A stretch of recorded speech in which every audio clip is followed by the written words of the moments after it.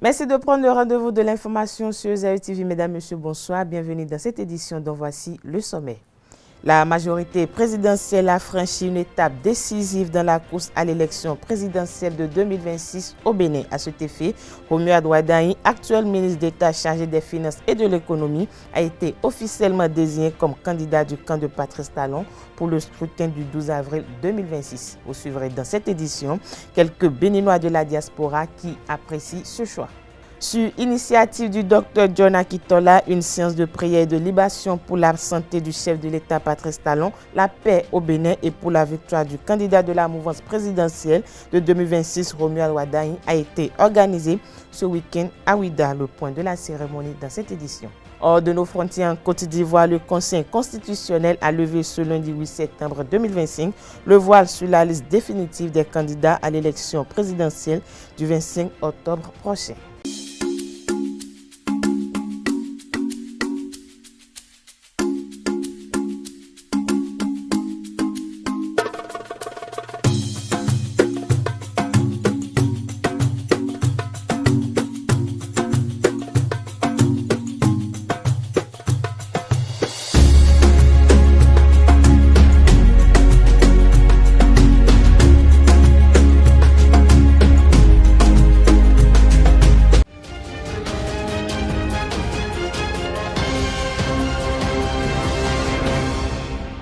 Merci de nous préférer, mesdames, messieurs, à nouveau, bonsoir. Le collège d'avocats de Komlan, Hugues Soukpe, journaliste et cyberactiviste béninois, hausse le ton. Dans un communiqué publié ce lundi 8 septembre 2025, ses conseillers dénoncent le plan d'enlèvement orchestré, selon eux, par les autorités béninoises et ivoiriennes et exigent le respect des droits fondamentaux de leurs clients.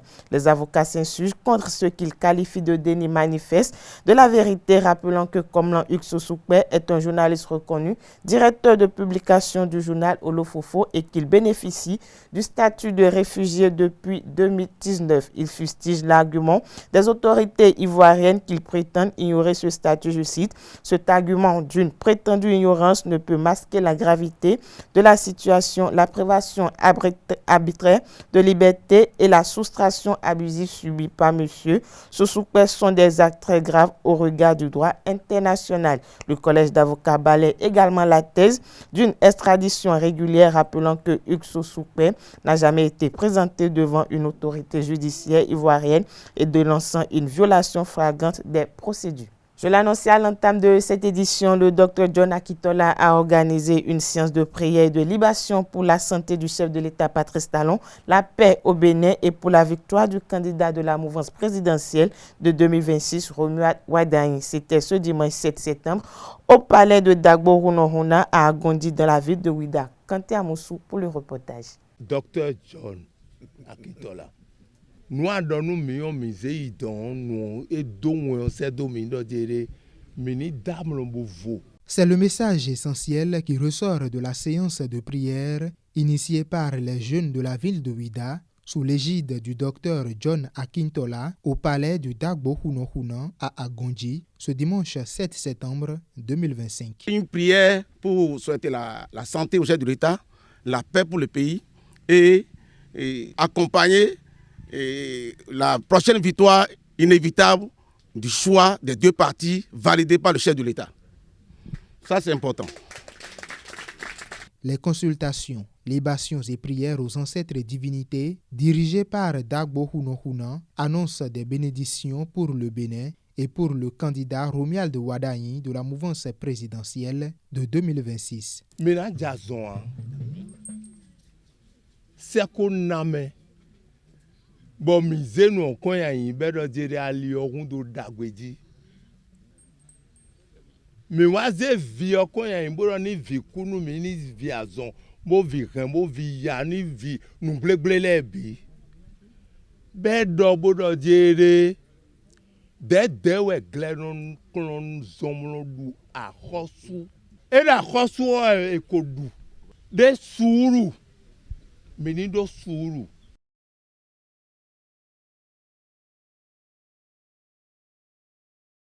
Dr John Akintola, responsable de la jeunesse de Ouidah, initiateur donc de cette activité solennelle de prière à l'endroit donc du chef de l'État Patrice Talon et de notre candidat Romia de Wadagne. C'est un plaisir, un honneur pour moi de répondre à l'appel de la jeunesse de Ouidah, qui a pensé qu'il était bon, il serait magnifique de venir faire cette petite cérémonie de libation, de remerciement aux aînés, aux membres de nos ancêtres, pour dire les bénédictions pour le compte du chef de l'État, le président Patrice Talon, qui a tenu la promesse qu'il a faite à la ville de Ouidah, bâtir notre cité avec nous. Je voudrais demander à chaque fils de ce pays d'être unis, car le développement commence par nous-mêmes. Il nous a montré le chemin, il est un homme de référence et aujourd'hui, il nous demande de suivre un homme pétri d'expérience, pétri de connaissances, qui n'est autre que un digne fils de notre pays, Wadagne Romuald. Je demande que les prières se poursuivent pour que la paix que connaît ce pays, que cette paix-là demeure. Le premier responsable de la commune promet également de faire parvenir au chef de l'État le message issu de ce rassemblement. Je voudrais remercier notre dignitaire, le sage, et lui dire que le message que les ancêtres lui ont transmis aujourd'hui, qu'il nous a transmis, on ira les transmettre au président de la République, au président Patrice Talon, mais aussi au candidat, le ministre d'État Romia de Wadagne, que les dieux qui protègent et qui veillent sur notre pays ont béni sa candidature et promettent de l'accompagner, de le soutenir dans sa destinée pour qu'il puisse amener notre pays à bon port et que Ouidah puisse bénéficier également de ce que cette ville-là attend de lui. On note aux côtés du docteur John Akintola la présence de la deuxième adjointe au maire de la ville de Ouidah, Jocelyne Sabine Fourne, de Patrick Donkwede, ainsi que des jeunes comme Ulrich Rodonou et bien d'autres. La majorité présidentielle a franchi une étape décisive dans la course à l'élection présidentielle d'avril 2026. Romia de Wadagne, actuel ministre d'État chargé des Finances et de la Coopération, a été désigné officiellement comme candidat du camp de Patrice Talon pour le scrutin du 12 avril 2026. Une désignation que saluent quelques membres du parti Bloc républicain. Il se prononce au micro de Francis Ola Fahami. Monsieur le ministre d'État Romia de Wadagne est un jeune compétent dans son domaine et qu'il a fait ses preuves pendant des années à la gouvernance de notre pays en tant que ministre chargé des Finances de notre pays. Et également, il a fait ses preuves à l'international auprès de Deloitte, bien sûr. Et je crois que pour ne citer que ça, il a fait preuve de ses compétences à ces différents postes qu'il a eu à occuper. Donc par rapport à la compétence, il n'y a pas à discuter. Par rapport à la personnalité elle-même, je crois qu'il a également fait ses preuves. C'est un homme humble, qui est très humble et respectueux des aînés. Et cela lui a certainement permis d'accéder aujourd'hui à cette place de candidature pour la mouvance présidentielle, pour les prochaines élections présidentielles de notre pays. C'est une excellente nouvelle pour la jeunesse, pour le pays déjà, parce que ça nous rassure qu'il y aura la continuité. Nous ne pouvons plus reculer. Encore que le choix s'est posé sur un jeune de surcroît, donc c'est une fierté partagée. Comme de toute façon c'est un choix du parti, le parti est depuis longtemps sur le terrain, donc les acquis sont là, les acquis également qu'il a eu à faire au niveau du parti, au niveau de la gouvernance de notre pays, sont rattachés directement bien sûr au chef de l'État, le président Patrice Talon. Donc tous les républicains de la 19e sont prêts sur pied et sont prêts pour la bataille de 2026. C'est sûr, quand on dit élection, c'est pas facile. On ne peut pas dire que c'est gagné d'avance, mais le travail sera fait et est en train d'être fait sur le terrain. Les structures décentralisées du bloc sont déjà installées, sont actualisées dernièrement.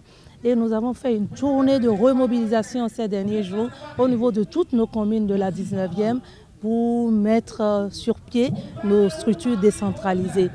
Et également, les structures décentralisées au niveau commune sont également à pied d'œuvre au niveau des quartiers pour redynamiser nos cellules au niveau de chaque quartier. Donc je peux vous dire que le travail est fait. Il y a les jeunes soldats également de l'organisation des jeunes du bloc républicain qui sont en train de s'atteler. Et surtout que le choix aujourd'hui est porté sur Wadayi qui est un jeune. Je vous assure tous, c'est la gaieté, la joie au niveau de la jeunesse du bloc républicain.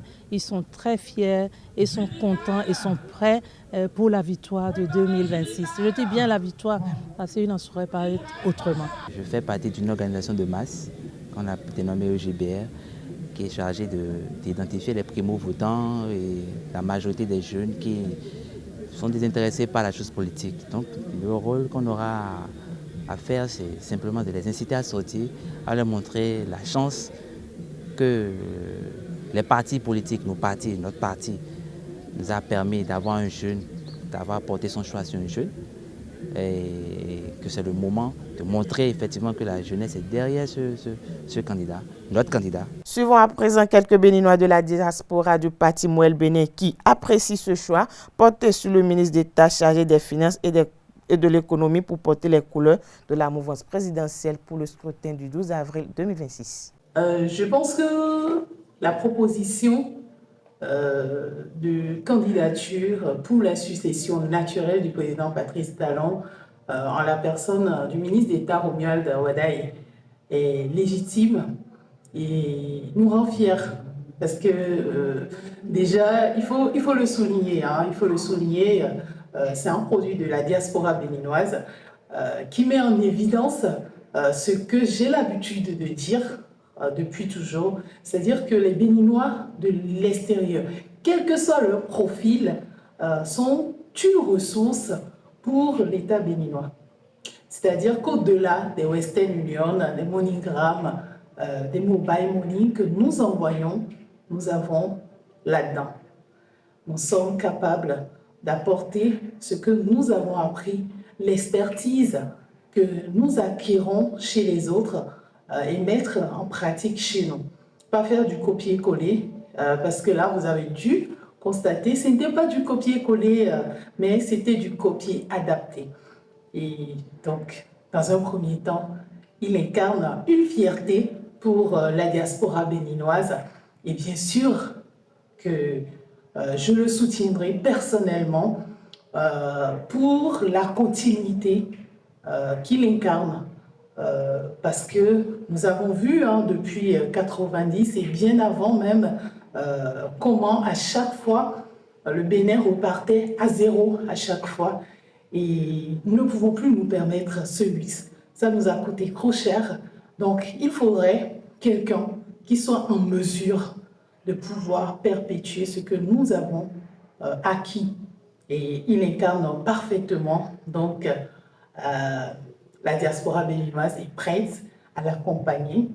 Monsieur Romuald Wadayi incarne cette rigueur, cette stabilité et cette crédibilité, autant d'atouts pour maintenir la confiance des investisseurs et des partenaires internationaux. En désignant monsieur Romuald Wadayi comme candidat aux élections présidentielles 2026, fort d'une carrière au service public exemplaire, Wadayi a su démontrer son efficacité et son dévouement. À la tête du ministère de l'économie et des finances, il a piloté des réformes majeures qui ont transformé notre pays. Je donne juste un exemple. Gouverneur du Bénin auprès du FMI et de la Banque mondiale, il s'est distingué par son plaidoyer en faveur du financement climatique adapté aux réalités africaines et en particulier notre pays. À compte courant de la majorité de ses homologues, il a refusé de soutenir l'idée d'une annulation pure et simple de la dette africaine pendant la pandémie de Covid-19, estimant que cela enverrait un mauvais signal au marché. Les faits lui donneront raison. Plusieurs pays ayant obtenu des moratoires ou placés pour effacement ont ensuite subi des dégradations de leur note souveraine quand le Bénin, lui, voyait sa signature renforcée.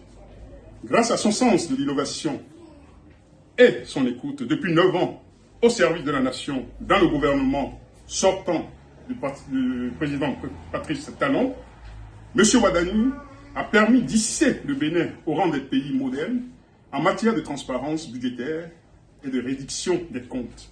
C'est pourquoi, en tant que militant au sein du parti Mouel Bénin, et à mon nom personnel depuis la diaspora, j'apporte mon soutien inconditionnel à notre candidat, M.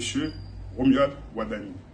J'invite toutes celles et ceux qui ont les yeux pour voir, les oreilles pour entendre, et le patriotisme cheville aux pieds pour se ranger et travailler derrière notre candidat jusqu'à la victoire. C'est une joie immense pour chacun et tous, en tout cas pour moi en particulier, parce qu'il a fait ses preuves avec le chef de l'État depuis 9 ans maintenant sur le terrain. Donc son expertise est vraiment reconnue et il est primordial qu'il n'y ait pas de rupture et qu'il y ait une continuité sur les différentes actions qui sont menées depuis 9 ans.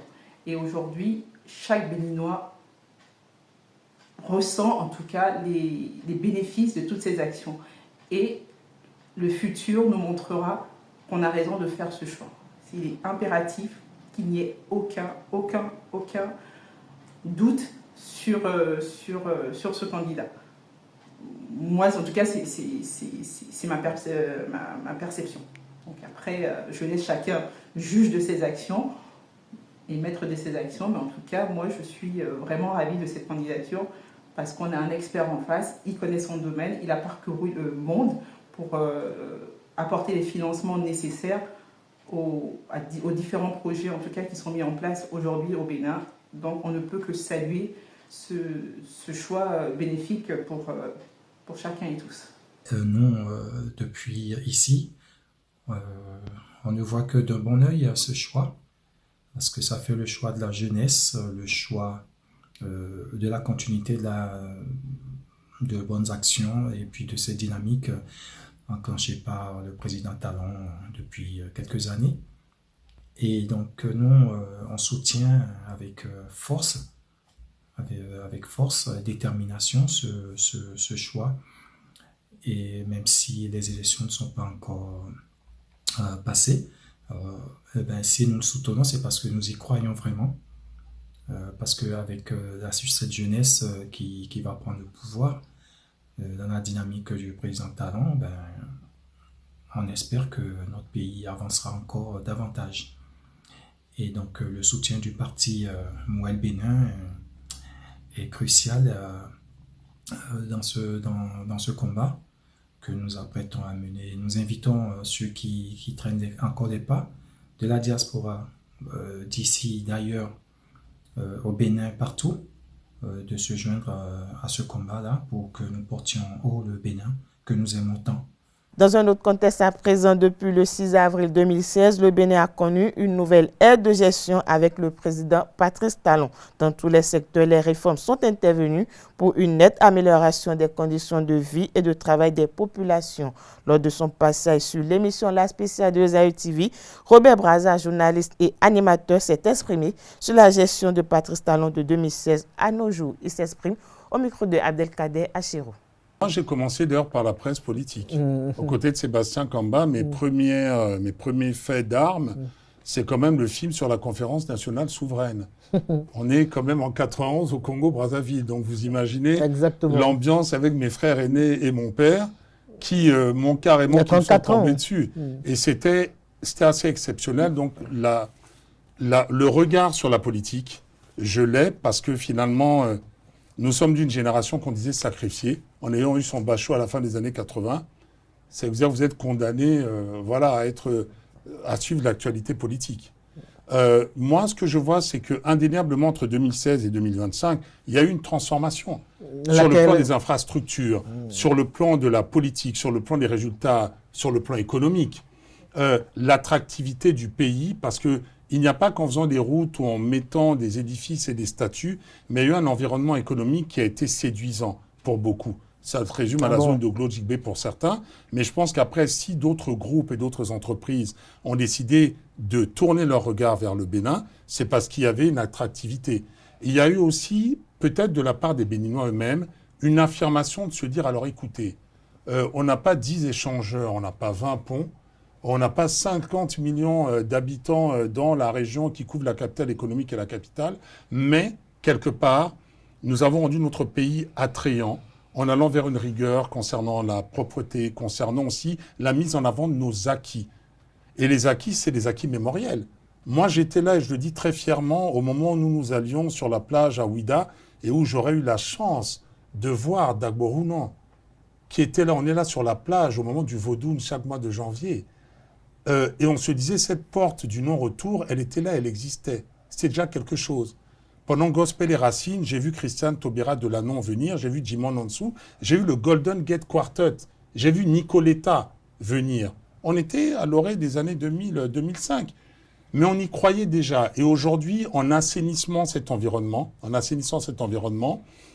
en étant finalement dans une politique, j'allais dire, alors certains vont dire un peu rouleau compresseur, dans le sens il fallait des résultats vite, il fallait que tout soit eins, zwei, drei, comme disent les Anglais, dans la vision de celui qui préside aux destinées de ce pays. Les résultats sont là et c'est à saluer. Moi, je salue cette nouveauté dans l'esprit de certains, mais je salue surtout l'esprit du possible. De dire qu'à un moment donné, là où d'autres disaient c'est mort dans le film, on n'y arrivera pas, on est toujours à la traîne. Aujourd'hui, les gens se disent ah, on va à Cotonou, ben on n'a pas aujourd'hui à chercher comparaison avec d'autres citadelles africaines. Ça déjà, c'est une victoire.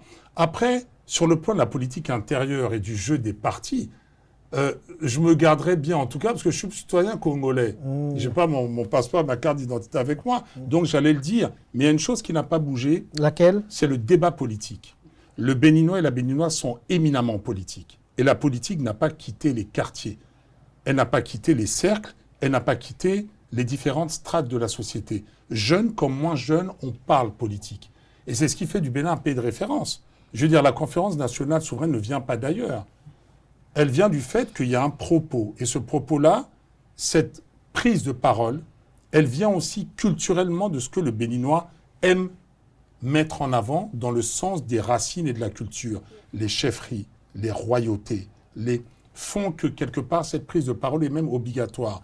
Elle se fait dans les urnes, chacun le fera comme il le pense. Mais le contexte, et vous allez en venir à cette question de la candidature annoncée de Romuald Wadani, parce que dauphin naturel, ce ne sera pas la première fois. Il est désigné par la mouvance présidentielle. Oui, il a été désigné. Après, beaucoup voyant entre nous, c'est pas un secret de polichinelle, un dauphin naturel. On l'a vu sous d'autres cieux. En Europe, comme aux États-Unis, comme ailleurs. Après, aux Béninois, aux Béninoises de faire leur choix, et de faire leur choix dans les urnes. Mais quelque part, cette jeunesse interpelle, parce qu'il y a, à un moment donné, ce face-à-face en termes de génération. Et j'ai toujours dit, ce n'est pas parce que quelqu'un est plus jeune qu'il sera plus brillant que quelqu'un qui a un certain âge.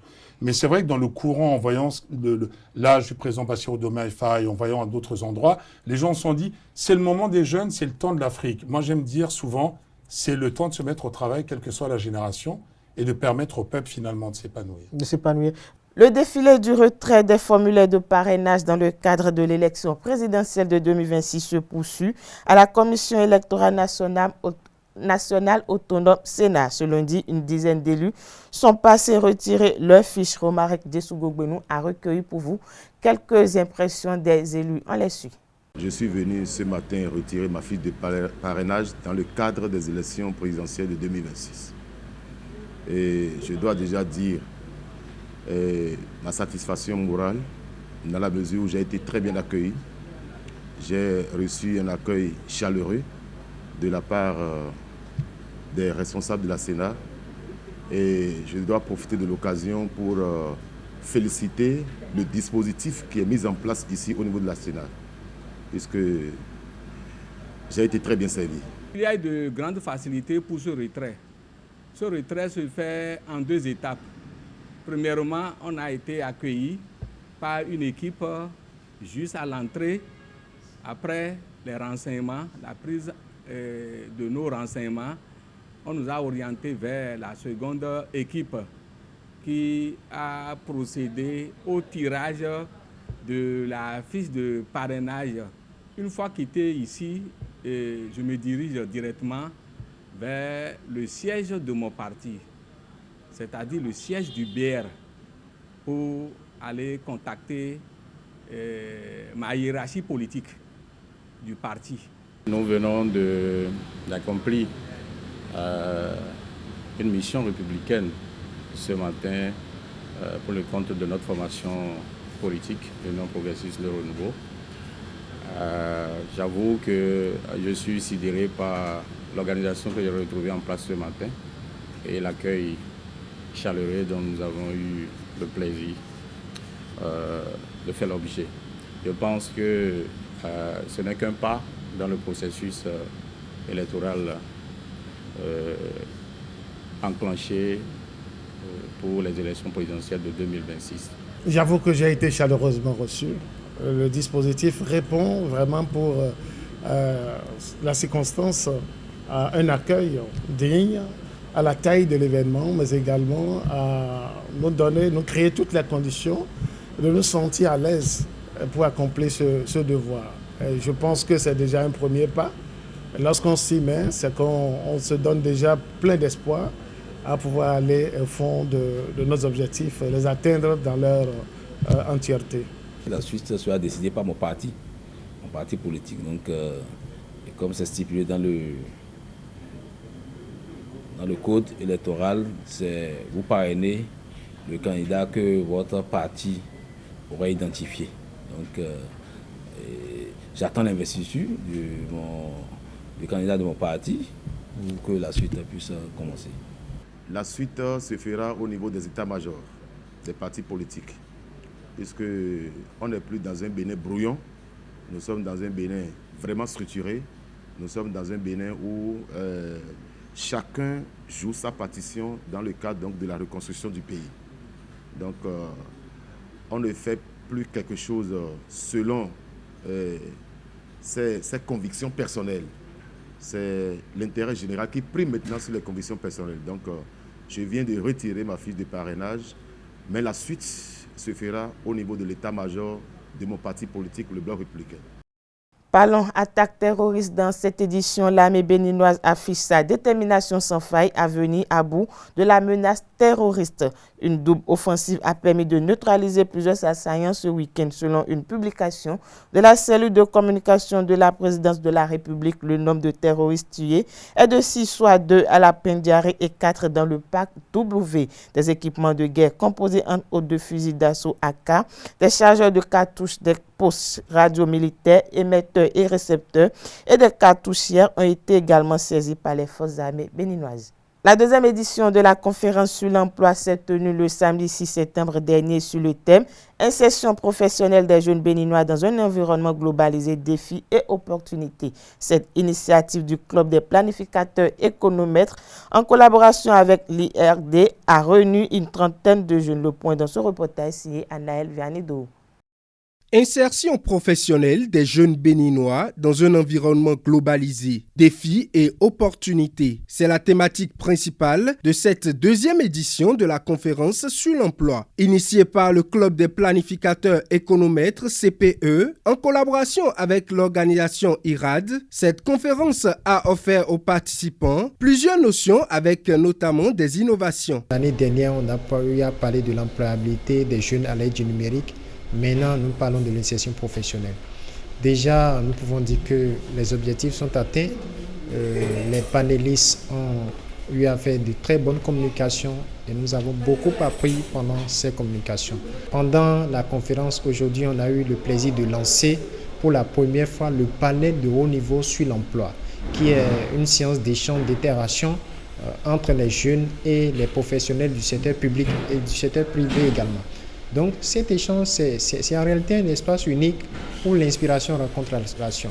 C'est un espace unique où chaque jeune est appelé à s'informer, se préparer et à construire son avenir à la hauteur de ses ambitions. 3 communications majeures ont meublé cette initiative avec, au terme, un panel de haut niveau sur l'emploi. Une satisfaction pour les participants. C'est vraiment très enrichissante la conférence parce que cette conférence nous a outillés vraiment d'abord sur la confiance en nous-mêmes, sur le travail bien fait, de savoir qu'il n'y a pas de limite. Quand on veut quelque chose, on peut y arriver. Il suffit juste de se donner les moyens et les défis seront toujours là. Je suis très émerveillé par tout ce que j'ai vu et entendu au cours de cette conférence. Et j'ai compris comprendre que c'est une initiative de jeunes, pour les jeunes et également pour les moins jeunes. Comme je dis, les sentiments beaucoup de félicitations. Pour les experts communicateurs à cette conférence, cette initiative se définit aujourd'hui comme une source d'opportunités pour les jeunes. Je félicite cette initiative, et à la fois l'initiative et également les organisateurs. Ce sont des moments importants auxquels les jeunes en fait devraient s'accrocher et devraient saisir en fait pour pouvoir gagner en information. C'est aussi l'occasion d'avoir un échange, d'apporter de nouvelles idées, ce sur quoi nous pouvons travailler à l'avenir.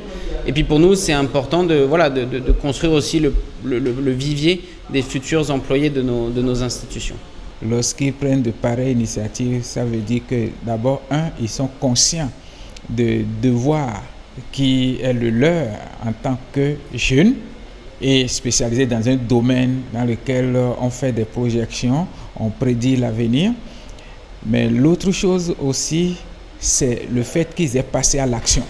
La deuxième édition de la conférence sur l'emploi prend fin sur une note de satisfaction avec déjà des perspectives pour le CPE qui ambitionne mettre en œuvre plusieurs autres projets pour la jeunesse béninoise. Parlons œuvre sociale à présent. Le samedi 6 septembre dernier, environ 500 enfants ont bénéficié de kits scolaires offerts par Fawziat Aïké Rahimi et ses équipes. Une initiative visant à faciliter la rentrée scolaire des enfants venus de divers arrondissements, organisations ainsi que les lauréats de la dictée marraine. Francis Ola Fahami pour le compte rendu. Atika, tika, tika. Atika, tika, tika. Plus que quelques jours avant la rentrée des classes, et ici, l'espoir prend la forme des cahiers, de stylos et de sacs à dos. À Porto Novo ce samedi, environ 500 enfants ont reçu des kits scolaires offerts par Fawziat Aïké Rahimi et ses équipes. Je suis très émue parce que c'était un challenge que je me suis lancé. Je ne pensais pas y arriver. Habituellement, je faisais 250 kits. Mais cette année, je me suis dit, Seigneur, aide-moi à faire 500 kits. Je profite de cette occasion pour dire encore un grand merci à ceux qui ont cru à cette initiative.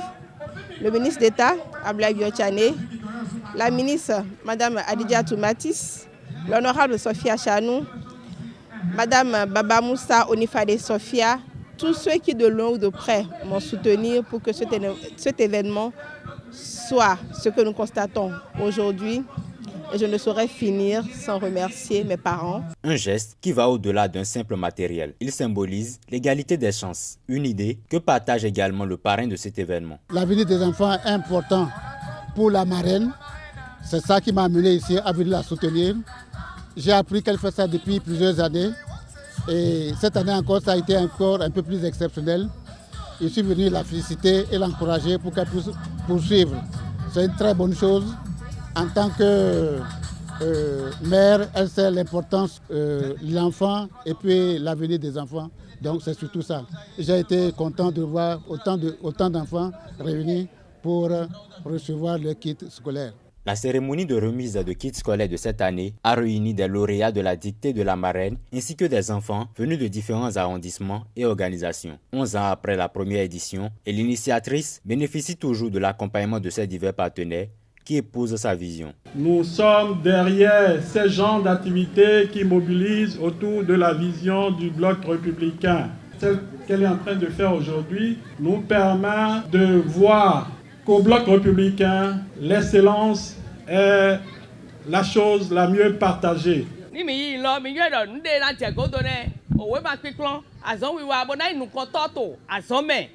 ouais nous mito na bayi ni e maka e bo ma nle na mi eto egbe eto didi domo lo ni mi ya zome mi ni wa zon. La remise de kits scolaires de ce jour s'inscrit dans une démarche sociale qui vise à offrir aux enfants l'opportunité de démarrer la nouvelle rentrée dans de meilleures conditions. Cette activité, c'est vrai, nous sommes à la veille des joutes électorales, mais quand vous entendez 11 ans, alors que je n'ai que 5 ans en politique, vous devez quand même comprendre que ce n'est pas une activité politique, elle est purement sociale. Mais je ne cache pas mon appartenance aux couleurs vertes, le parti du cheval blanc cabré, le bloc républicain. Je suis fière d'être membre du bloc républicain et ensemble, nous ne prônons que ça, l'excellence. L'excellence est toujours l'excellence. À travers cette initiative, Fawziat Aïké Rahimi réaffirme son engagement à soutenir l'éducation des enfants, un investissement sur l'avenir et un appel à soutenir la jeunesse. Cette édition se poursuit de nos frontières. Le Conseil constitutionnel ivoirien a publié ce lundi 8 septembre 2025 la liste définitive des candidats retenus à l'élection présidentielle du 25 octobre 2025. Dans une déclaration officielle prononcée par sa présidente, Mme Chantal Camara, le Conseil constitutionnel a retenu 5 candidatures et rejeté celles des 2 principaux opposants. La liste définitive comprend les noms du président sortant Alassane Ouattara, de Simone Eivé, épouse de Laurent Gbagbo, d'Henriette Lagou, de Jean-Louis Bion et d'Arwa Don Melo. Le Conseil constitutionnel a rejeté les candidatures de Tidjane Thiam et de Laurent Gbagbo. Cette institution a jugé leur dossier irrecevable car, je cite, il faut avoir la qualité d'électeur et être régulièrement inscrit sur la liste électorale, a affirmé Chantal Camara, la présidente de l'institution. En effet, Laurent Gbagbo a été radié de la liste électorale depuis 2020 suite à une condamnation par la justice ivoirienne. Quant à Tidjane Thiam, il a été radié en juin 2025 suite à des questions administratives. Le Conseil constitutionnel a rejeté toutes les motions déposées par ces 2 partis. De la Côte d'Ivoire, direction la France, où le vote de confiance sollicité par le Premier ministre François Bayrou a eu lieu ce lundi 8 septembre 2025 à l'Assemblée nationale. Le Premier ministre n'a recueilli que 194 suffrages favorables contre 364 oppositions, une issue inédite dans l'histoire de la 5e République qui marque la chute de son gouvernement à peine installé.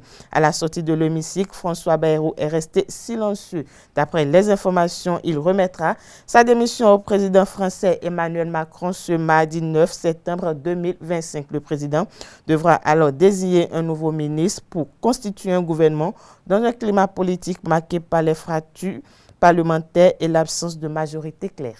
Voilà, c'est tout pour cette édition. Merci de nous avoir suivis. Agréable soirée à tout un chacun.